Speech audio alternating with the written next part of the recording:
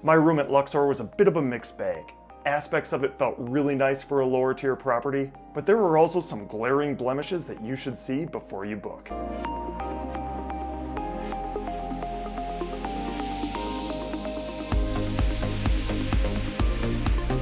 I booked a Pyramid Premier King room, which was complimentary thanks to my gambling activity within the MGM Rewards loyalty program. I was still on the hook for the resort fee plus tax of $41.95. While my room was comped, these rooms typically start at $20 to $30 per night during non-peak times before fees, which is about as cheap as it gets on the Strip. Properties that fall under the MGM Resorts umbrella, like Luxor, offer mobile check-in and room keys, allowing you to use your cell phone as a room key, and it allows you to skip the front desk completely. It's a slick process. I also commonly get access to my room before the standard check-in time, even if I didn't pay for guaranteed early check-in. Obviously, that's based on availability, but in this case, I got an email at 10:43 a.m. letting me know my room was ready, and up to the 8th floor I headed. Luxor's Pyramid hotel hallways are unlike any other in Las Vegas, as the side facing the interior of the pyramid is open air, offering views of the resort's atrium below. A higher floor would have been way cooler. As a side note, I wish they'd brighten up the backside of some of these mock buildings though. They'd look way cooler and less depressing to hotel guests. Luxor's standard pyramid rooms were all refreshed as part of a project that kicked off in 2021 that, according to the press release, capture the bold energy and offerings our guests have come to know and expect in a Luxor getaway. And I think that means they made the rooms look generally more modern and nicer. And my first impressions were in agreement. This room looks solid. Making an immediate impression was the colorful accent wall, which livened the place up a bit and brightened up an otherwise kinda dark room. I was also taken aback by how nice the furnishings felt for a lower tier property. They were also in great condition, not beat up at all. The carpeting was also clearly fresh, relatively plush, and in great shape. Underneath the slanted windows were a couple of stylish chairs and a table next to a work desk that had a frosted glass top, its own dedicated lamp, and a fun rolly chair. The king bed had a leather headboard that felt luxurious for a budget property. On either side of the bed was a stone-top nightstand equipped with a lamp that disappointingly only had one singular traditional outlet. No USB charging capability here, unfortunately, which is what I was counting on. The TV stand and armoire also felt upscale for Luxor, although the TV picture quality was blurry and it didn't have a channel guide, forcing me to click the channel up button until I found something interesting to watch.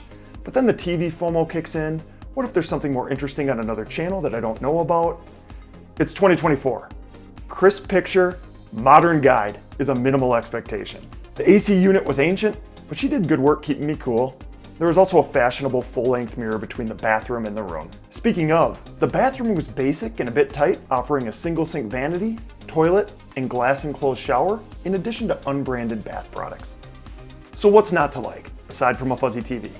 When I do hotel room reviews, I scour the place for dusty corners, rogue hair, stains, and although this room seemed really solid from a distance, there were some blatant maintenance and cleaning misses. For starters, the bathroom floor was disgusting. There were brown stains at the base of the toilet, along with an accumulation of hairs. There was another really hairy corner near the shower. Another corner under the sink was home to a brightly colored pill of all things, which was just hanging out with another few hairs. Not sure how that was missed, because it was the first thing I saw when I stepped into the bathroom. And it's not unnatural to find a few hairs in Vegas hotel rooms. That's pretty common, but the corners in this bathroom look like Chewbacca. The room was also a little bit rough from a maintenance perspective. There was a few spots where the paint was peeling and chipping, but the worst by far was this monstrosity hiding in plain view. I'm no handyman, but may I suggest scraping it, sanding it, and painting it? The base of the bathroom door was also in rough shape. The bathroom mirror had several dark stains or imperfections inside of it that couldn't be wiped away. And above the mirror in the bathroom, the ceiling had a rusty patina that stood out like a sore thumb. Shifting focus to the broader resort experience at Luxor, and even though it's been whittled down a little bit over the years since opening in 1993, Luxor's Egyptian theming is still something I can't get enough of. Obviously, it's difficult to whittle down the exterior theming of a pyramid, obelisk, and sphinx, and it's still a magnificent staple of the Las Vegas skyline today. Once inside the resort, there are still an abundance of photo-worthy sites that are unlike anything else in town. Even if you're not staying at Luxor, the theming makes this worth a visit. My favorite part about visiting Luxor though are the diverse assortment of things to do, some of which really cater to nerds, which I consider myself to be. My top option is Titanic, the artifact exhibition, which is home to over 250 artifacts recovered from the wreck site. The coolest of which being the big piece, which is 26 feet long, weighing in at over 15 tons. The exhibit does a great job of articulating the human element of the tragedy, showcasing personal artifacts, items, and correspondence to tell the stories of the passengers. Visitors are even given a boarding pass upon entry with a real ship passenger's information, and at the end, you learn their fate. Another winner is Bodies, the exhibition, which uses 13 whole body specimens and over 260 partial specimens to educate visitors on how the human body works. Displays do a really nice job of explaining complex bodily functions in a way the average guy can understand it. The most compelling visual though is a comparison of a smoker's lungs versus a non-smoker's. Drag the kids along and teach them a lesson. The third museum attraction at Luxor is Discovering King Tut's Tomb, which traces the steps of Howard Carter's 1922 discovery. One pro of this attraction is that there is a lot of information gained. You're going to learn some cool stuff about ancient Egypt.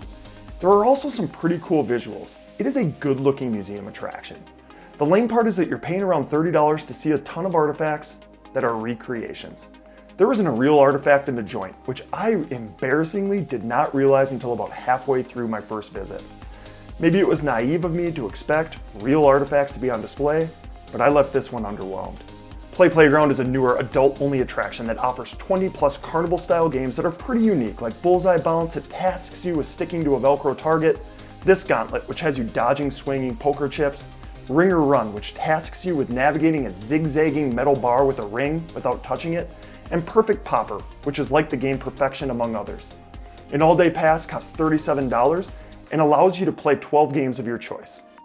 For the gamers among us, or those visiting with kids, Luxor is home to the 30,000 square foot HyperX Esports Arena, which hosts gaming, as in video gaming, tournaments, and sells gaming passes in increments of 1, 2, 4, 8, and 24 hours. And that time doesn't need to be used in one sitting. You can come and go.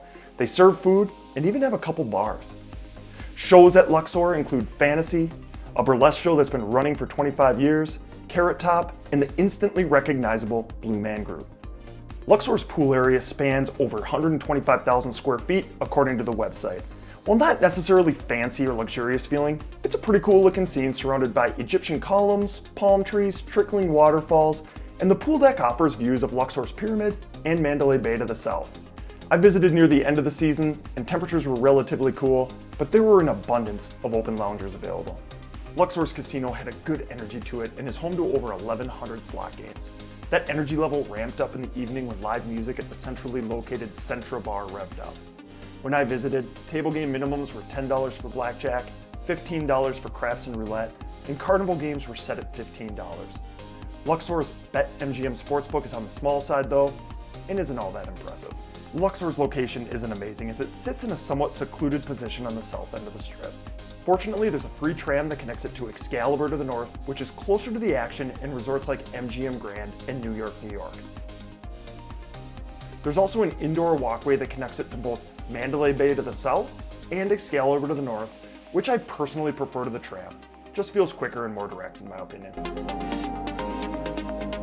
Dining options at Luxor are pretty diverse and include an upscale steakhouse, Diablo's Cantina, which specializes in Mexican fare, Backstage Deli, which serves cheaper sandwiches and wraps, and a food court that offers burgers, chicken tenders, pizza, subs, coffee, and hot dogs.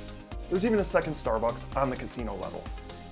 On this trip, I wanted to keep tabs on a couple NFL games, so I swung into Public House, a sports bar, for lunch. I ordered the Philly cheesesteak, which carried a menu price of $25 and a beer, and while it wasn't cheap, it was damn good. I'll be back. I also stopped into Luxor's buffet for breakfast, which is downstairs from the casino floor and costs $37.99 before tax and tip. Notably, Luxor's Egyptian theme is still going strong in the buffet, even though it's slowly faded over the years from the rest of the resort. Food options at 9 a.m. included a mix of breakfast and lunch staples. Lunch items included a variety of pizzas, a salad bar alongside fixings, a carving station with roast beef and ham, no prime rib unfortunately, Asian-inspired cuisine, and a pile of shrimp among other items. They even had the cutest little hot dog station. The typical assortment of breakfast items were also offered, like eggs, potatoes, etc., but the most popular option was the live-action made-to-order eggs and omelet station, which allows you to choose your own ingredients. If I'm being honest, the dessert selection was a bit sparse, but Lord knows I don't need it. I thought the buffet quality was good for the price, but honestly, I'll probably just opt for a sit-down meal at a traditional restaurant next time. Unlike other buffets in Vegas, there's no real signature item here that's gonna blow you away. Instead, you need to eat a lot of calories to get your money's worth. I'm just not a big enough eater. While I didn't stop in this time, I've made a habit of visiting Luxor's Pyramid Cafe when passing through, as it's a rock solid value in my opinion. Meals I've enjoyed in the past include a sub $20 burger and fries, and a $22 double-decker club sandwich, which, even though they slathered mayo all over it, which is disgusting, doubled as tasty and filling. I've always been and will continue to be a fan of Luxor the Resort.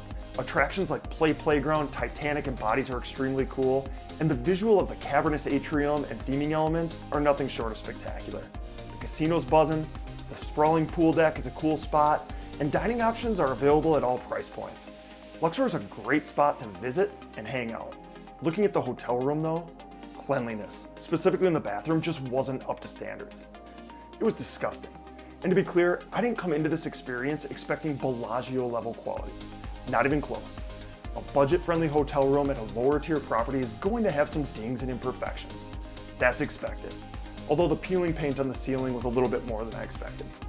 That said, cleanliness aside, because that could be a one-off occurrence, I felt like this was a really solid room for the price, which is dirt cheap compared to other strip resorts. The room felt modern, it was comfortable, and had stylish furnishings that were in fantastic shape. While not my go-to hotel by any stretch of the imagination, if I had to do Vegas on a very strict budget, I'd book this room again. If they promise to clean the bathroom floor.